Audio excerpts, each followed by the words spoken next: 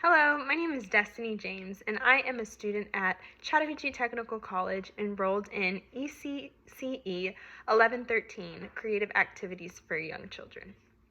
Today, on February 15th, I am recording my Life of an Artist assignment on Andy Goldsworthy. So, my two peer-reviewed resources are one, an article from Alex Cohen called Andy Goldsworthy, co-authorship with the Earth Through Land Art, and then two, an artist biography from the National Gallery of Art.com. So let's get into it. First and foremost, who is Andy Goldsworthy?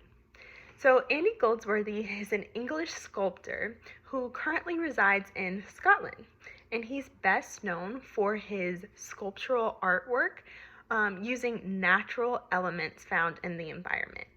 He's been making art since the mid-1970s, and he's still making it today. And so a little bit about his upbringing. He was born in England, and he grew up working on farms from the early age of 13 years old.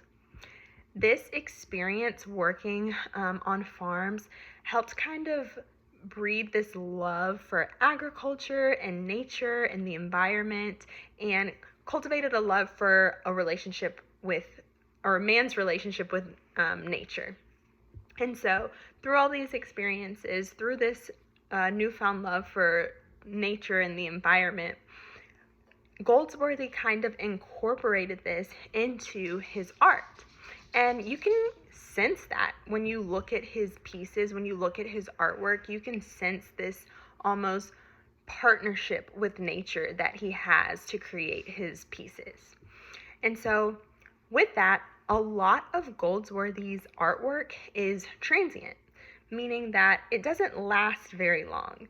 And so he can be creating a piece and it takes him anywhere from a couple hours, maybe a day, and it doesn't last more than a day. Or maybe nature has its way with the materials and it interrupts his art process and he starts over again. So for example, if he's creating something on a beach or on a sand and the tide comes and washes it away. And so his art really does not last that long, a lot of his pieces. And so he tends to take photographs of his work to kind of remember and commemorate his artwork. Alex Cohen, from the article from thecollector.com, says that Goldsworthy work is more about what he creates, more about the process of creation versus what he leaves behind. And Goldsworthy himself even says his art teaches him a lot about life and death and our relationship as humans, as man, our relationship with nature and our place in nature. And so, according to the National Gallery of Art, Goldsworthy has produced over 70 exhibitions all over the world.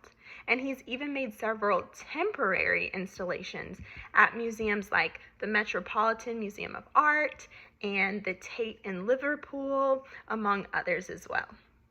Some of his artwork includes things like Stone River, Garden of Stones, and his largest permanent structure is called Storm King's Wall, and it can still be seen to this day. I believe that Andy Goldsworthy is an incredible artist to introduce within the young learning classroom. Because his work is with nature, it is a great way to spark creativity with young children through nature.